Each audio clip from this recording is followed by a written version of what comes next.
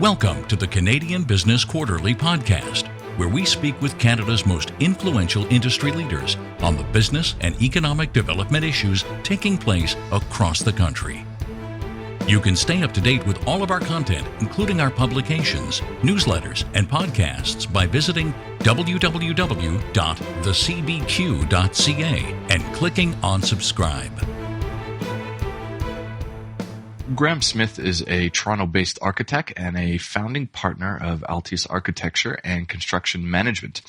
Altius is leading the industry for architect-led design-built projects for individuals seeking private client services for their homes and vacation properties. They are best known for their high-end, sustainable contemporary homes and cottages throughout the Greater Toronto Area and Southern Ontario's cottage country. Graham, thanks for joining us today.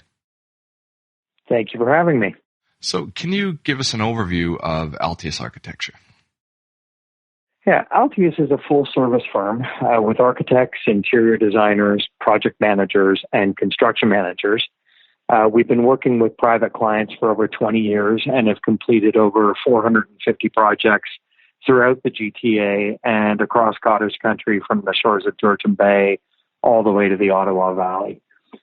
We've developed a particular expertise building contemporary homes with a strong focus on sustainable features, energy performance, and the integration of all modern features that clients now demand in their homes, whether it's high-performance mechanical systems, automation, audiovisual internet integration, and the like. Having built so many homes for so many clients, we have a profound understanding of what makes or does not make a home work from a design perspective.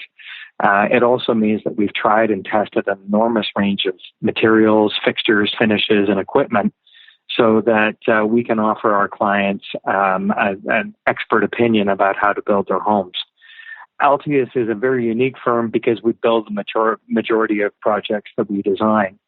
Normally, the architect takes the back seat in the building process, and the general contractor or the constructor leads the way, while the architect simply becomes part of the inspection team. I think Altius is leading the trend for architect-led design build, where the architect and interior designers work alongside the construction manager as an integral part of the building team. What this means for the client, and our clients in particular, is that the construction manager is involved in the project from the inception of the design, and that the designers are involved through the entire construction process. And this gets rid of that traditional divide, which sees the design process unfold without the constructor and the construction unfolding without the architects. And we have always maintained that it's impossible for us to convey all of the kind of architectural or design intent through drawings alone. For the construction manager and the trades on site, there's no substitute for having a direct line of communication with those that design the project and those that are actually building it. And I've always said to my staff that just because you can draw it doesn't mean that it can be built. Said another way, I'm teaching my staff to know how to build, and by being part of that construction team, they can impart their knowledge to the trades, while the trades can also impart their knowledge to my staff.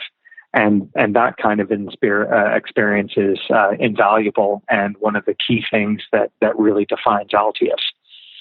One of the key benefits of this approach is that construction budgets are being developed in detail at the initial stages of a project. Normally, a project is costed by being sent out for tender once the designs are completed. But under the architect-led design-build approach, the project is largely budgeted before the design is even finished. So as the project enters into construction, this takes a lot of uncertainty out of the project and provides the client with greater accountability and control of the build. So the Altius, being both designer and constructor, is really what kind of defines Altius and separates us in the industry. Okay. So with that in mind, can you tell us about some of the recent projects that you've been undertaking?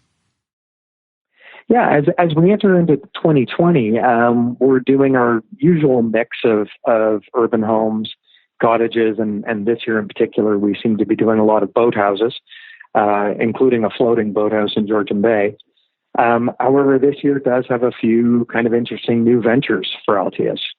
We're working on a large mid-rise condominium project in Whitby that will be built to the Passive House Energy Efficiency Standard. Also, it'll be 6 stories of wood frame construction. While six-story wood frame construction has been permitted since 2015, not many have been built in Canada, and it's going to be a first for Altius. This, combined with achieving Passive House certification, makes this type of project, I think, a game changer, which I believe will have a real impact on some suburban areas that are trying to achieve higher density and offer some affordable housing options. At the opposite end of the spectrum, Altius is embarking on its first spec-built projects. We're doing 2 luxury cottages in Muskoka on Lake Joseph. There are several reasons we're doing this, but the first is simply the novelty of being our own client. And the second is that I believe hiring an architect for a custom home is becoming increasingly unattainable for a large majority of people. Altius has always enjoyed working with private clients, and I believe we will always work with private clients to build their dreams. But at the same time, we have to recognize that architecture is kind of one of the last industries to offer fully custom services in a world that is increasingly off the shelf. I'm not alone in my belief that the vast majority of developer-built homes are badly designed and often badly built. And I think it's time that architects step up and start producing a better product. And in this way, Altius is transitioning from having clients into potentially having customers. It's a very different way for us to be thinking, but at the same time, we're incredibly capable of delivering products that are, I think, currently unavailable to consumers. It certainly wasn't our original intent to build 2 luxury cottages as our first build. Our original intention was actually to build a community of tiny homes. But that's a project that we're still pursuing. However, in our search for suitable properties, we came across 2 lots on Lake Joseph that we just couldn't refuse. We love building cottages and the opportunity to do 2 projects of our own as an end product and rather as a service was an opportunity we just had to grab. And the first of these 2 cottages will be on the market this spring, the second in the fall of 2020, and then we hope to have more offerings in 2021. And then the last interesting project for this year is our own office. After 23 years in Toronto's Liberty Village, we decided to move. And in 1998, when we moved into Liberty Village, it wasn't even called Liberty Village. It was just part of Parkdale, a kind of gritty post-industrial neighborhood of empty and repurposed factories and warehouses. Fast forward to 2020, and it is a booming neighborhood of condominiums, restaurants, and professional companies. So we've kind of returned to our gritty roots, and we purchased a building on Queen West out at Roncesvalles and are currently renovating it while occupying a pop-up office in vacant retail space next door. And it was this change of offices was an interesting choice for us and largely driven by economics. At the end of the day, we've determined it'll be less expensive for us to own an office than to rent one. And that's a kind of disturbing economic indicator in Toronto, that rents are higher than owners' costs. But and it's the complete opposite in the housing market now. So we've found that to be an interesting turn of events for 2020. But also the exciting thing is that we now have the opportunity to own the building, and it gives us the freedom to use a lot of the products and materials that we love as architects, as well as the opportunity to showcase a lot of the kind of technology and design strategies that we use in our residential projects. So ultimately, the office will become somewhat of a laboratory for architectural and design ideas. And that's been a really exciting development for Altius. Okay. And what does the business landscape look like for you at the moment? That's a really interesting question. Our firm is particularly tied to the housing sector. And I think there may be some choppy waters ahead. We certainly saw a slowdown in business in 2019 as the housing market cooled. If people aren't buying houses, then they're not renovating or rebuilding houses.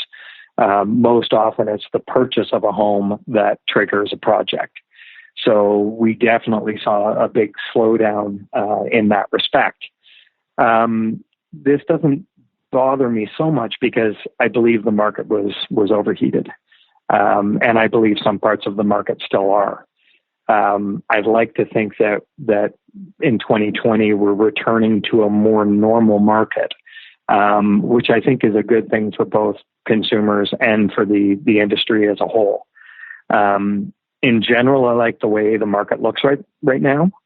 We're seeing trades being more competitive and more available. Same thing with materials and supplies. We're not seeing shortages that we were seeing, 3, 4, and 5 years ago. I think over the past decade, there was a lot of overpricing, and I'm happy to see that practice coming to an end. That said, the demand for housing is remarkably strong, and this is being demonstrated in prices that I think are unsustainable.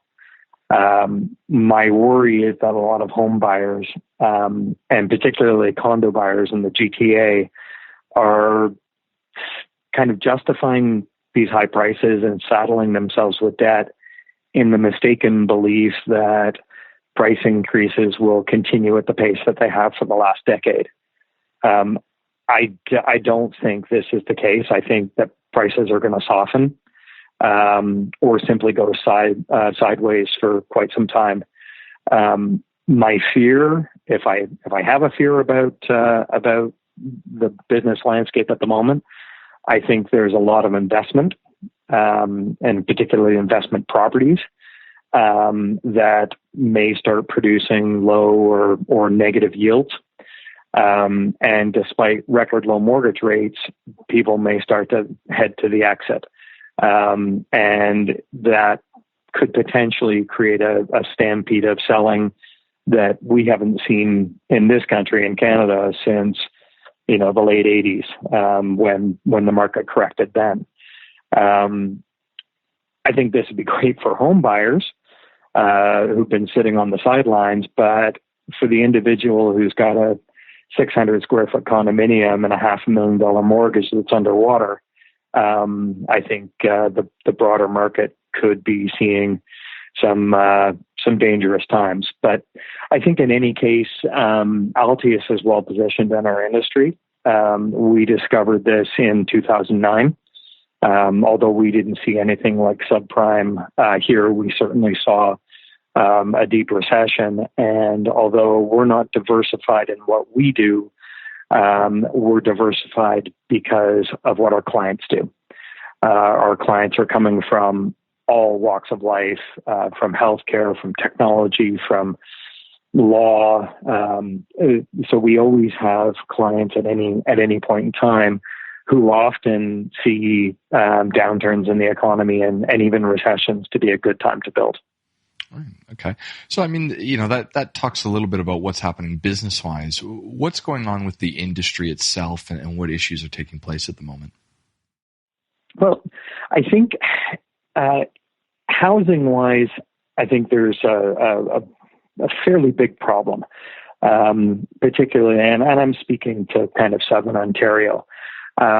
We've witnessed over the last couple of decades developers running out of land to do traditional tract home developments, subdivision developments. And those same developers instead moved into the core of the city and have been building, point tower condominiums ever since. There's a missing middle, and I think that the project that I mentioned in Whitby, kind of mid-rise condominium type housing, I think we're going to be seeing a lot more of that. But we've got consumers on the one hand, and I think what's clear is that I think efficiency is the key word for the next decade. Efficient space, efficient construction, efficient function, and energy efficiency. The reasons for this are economic, our changing concept of family, our perceptions of luxury and comfort, as well as concerns over climate and of our own health. I kind of look back and with a certain bit of cynical nature, the greatest contribution of design that was brought to housing in the last quarter of the 20th century was the addition of the family room with an eating kitchen. This room was added to every North American house while not asking the basic question of what the living room and the dining room were for. I think consumers of all ages now see the folly of this, but nobody's really quite sure what to replace it with. And I think builders keep on building the same old stuff.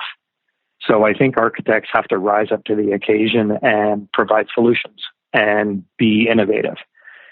But in terms of what industry issues are really front and center, and this goes back to developers either doing subdivisions or point towers, is that municipalities are a barrier to innovation.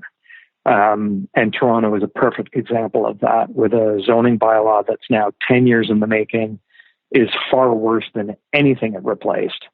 And municipalities have to be open to innovation, but far too often their zoning bylaws favor maintaining the status quo. And unfortunately, they've thrown enormous amounts of red tape and bureaucracy, and particularly in the GTA, it's ridiculous. Housing prices are high because there's a housing shortage, and there's a housing shortage because it's extremely difficult, expensive, and time-consuming to get projects off the ground. The Whitby project that I mentioned earlier, by the time it actually gets through to building permits, it will have been more than 3 years in the municipal approvals process. And that can't keep happening. If governments want housing to be built, then they have to make it easier to get housing built. Right now, governments are the obstacle. Mm. You spoke about this a little bit earlier, but do you want to just expand on what you think you do differently again compared to your competitors in your space? Well, it's interesting. We do everything differently, but sometimes that's really difficult to communicate. We're very similar to some of our architect colleagues, and we're also very similar to some of our construction management colleagues. What makes us unique is that we don't have any colleagues that do both architecture and construction management in a fully integrated way that we do. And we're rare in the industry because it's, again, the regulation in Ontario almost discourages architects from being hands-on builders. The architect-led design build process is much more prevalent in the United States, where they recognize that, architects should be the experts, not only in design, but in construction. And far too often the architects sit in their office and they do their drawings and they pass the drawings to the general contractors, and the general contractors build. And it's a broken telephone. It's a real kind of miscommunication, and then throw the client in there as that third entity. And you often get this love triangle that sometimes isn't very loving, and can instead be a little cantankerous. And we've all heard stories of friends who've done projects, and their architect is blaming the construction manager, and the construction manager is blaming the client and the architect. And so by offering a fully integrated team, it's kind of a one-stop shopping, and it provides full accountability for the client and ultimately for the end project. So that's really what we do differently than anybody in our space. Mm. So, all through this, are there any particularly interesting business lessons or other pieces of knowledge that you'd like to share or that you've learned over the years? Oh, yeah. I think the number one lesson I've learned over the years is that this is a very hard business to be in. I think as I reflect on the last 20 years or so, there are important lessons that I don't know that I've learned so much as they've been inflicted upon me. But I think that years of experimentation and getting experience under our belt teaches you a lot of what you need going forward. And so I think what's made Altius a really unique firm is that we were prepared to go out and break out of the mold. So moving forward, I think what I've learned the most is that our very traditional industry needs to stop being traditional. We have to recognize that there was a day when you could walk into a car dealership and you could say, I want that model. And there were, an options list that was 100 lines long, and you tick off all the options that you wanted. And then, several weeks or several months later, somebody in an auto plant somewhere would say, today we're building Mr. Smith's car. You can't do that anymore. But architects and builders keep on doing it. It's like the old McDonald's ad, have it your way. I think that the transition that needs to be made is that architects need to kind of step into the role that developers have been playing for a long time and start delivering the products that consumers actually need, not what developers think they need. I was actually talking to a client today who was saying, in my area, it's always the same stuff that gets built because the developers come along and they go, well, that guy built that, last year and it sold, and he sold it profitably. So we're in the business of making profits. So we're just going to build what that guy did, and we're going to sell it, and we're going to be profitable like that guy was. That's not creating any innovation. But the industry where you're heavily regulated by bylaws, you're regulated by construction financing, there's not a lot of room to move. I think architects have to step in and bring innovation to an industry that really hasn't changed much in the best part of a century. We look at the housing market and go, where are the Hondas? Where are the Apples? Where are the innovative products that we all have in our pockets and our desks? And the answer is there aren't any. So that's, I think, the biggest lesson I've learned is that if we want to succeed, we have to change. And by changing, as we have, we're becoming increasingly unique in a field that is full of a lot of people who are offering a lot of the same thing. Mm. Look, that gives us a really good overview of the business and what's going on within it. Just before we wrap up today, Graham, is there anything else that you'd like to add or that we haven't had a chance to address? Yeah, I think that the one thing that's going to be really interesting to see unfold and this is, I think, particular to Canadians, is that we've got a lot of, I think, pent-up frustration around the country right now, and governments that have kind of relied on people being fairly apathetic to what's happening. I think I'm starting to see demographics, millennials certainly, who are frustrated that they can't, that, the dream of home ownership that they had as kids has been just completely dashed. I'm seeing high school students now going, okay, I'm not even going to have that dream, or nobody's even talking about that dream anymore because it doesn't exist. And at the same time, we're seeing the boomers who are basically defying the role that we expected them to play. We expected them to downsize. They haven't. We expected them to move out of the homes that their millennial children would then move into. So I think there's a really interesting kind of socioeconomic thing happening in this country now, as well as, with the advent of home-based business and internet communications. I think we're going to start seeing cities potentially stop growing. Big cities stop growing in the way they have been, largely driven by people coming for work and by large-scale immigration that naturally gravitate towards the cities. And I think we're going to see a real renaissance of our smaller cities that were, more industrial factory towns, where you might see more white-collar entrepreneurs going, look, I don't need to be in downtown Toronto. I don't need to be in Montreal or Vancouver.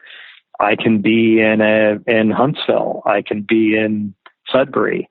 So I think that's also a real game changer for those of us who are in the housing industry to go, okay, maybe we don't need to figure out how to cram, all these people into Toronto. Maybe we can start reinventing what it is to be, in housing that's not in major city centers.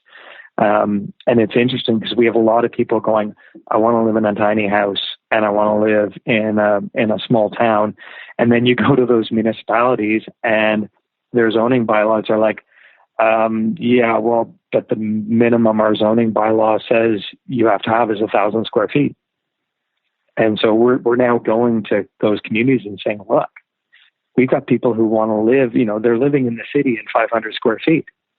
They want to come up here and live in 500 square feet. You have to provide, those opportunities. So I think we're at a real turning point in our industry, largely driven by the unaffordability of the major centers and a huge demographic of young people who are coming up and going, okay, I can't afford a house, but I want to raise a family. Where am I supposed to do that? Yeah, very interesting. Graham, thanks very much for your time today. Thank you for having me.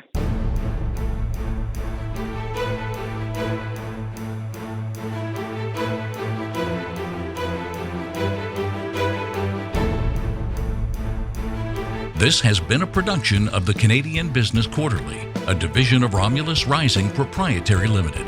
All rights reserved. You can stay up to date with the Canadian Business Quarterly, including our publications, newsletters, and podcasts by visiting www.thecbq.ca and clicking on subscribe.